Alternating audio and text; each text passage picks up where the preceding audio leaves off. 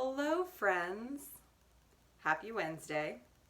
This week's Torah portion is Parashat Bo, and this is the third Torah portion in Exodus.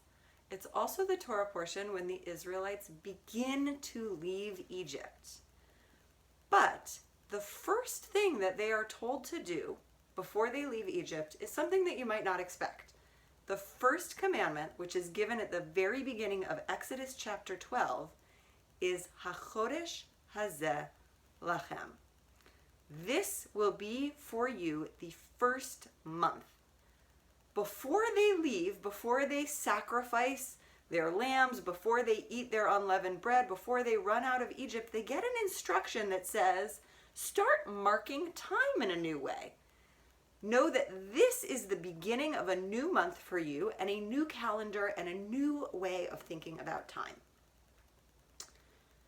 This might seem kind of strange, but then consider how you think about your calendar.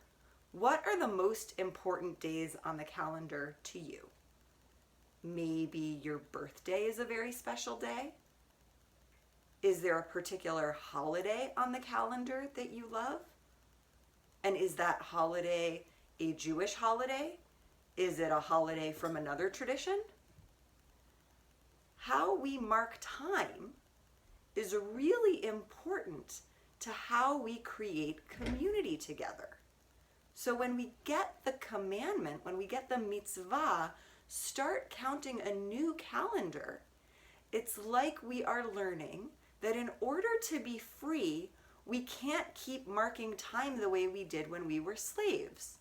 When our masters got to tell us what to do with our time and what holidays were important and when we had to work, in order to be free, we have to say, we get to mark our own time. We as a community will have our own new times that are important and special. We as a community will have our own times that are work and our times that are for rest and our times that are for celebration. So, as you think about this Torah portion, I encourage you to think about, how do you mark time? How do you define when a week is done? What is the most important part of a month? What is the most important part of a year? Do you do it in a way that someone else is in control? Or do you do it in a way that feels powerful for you and feels free for you?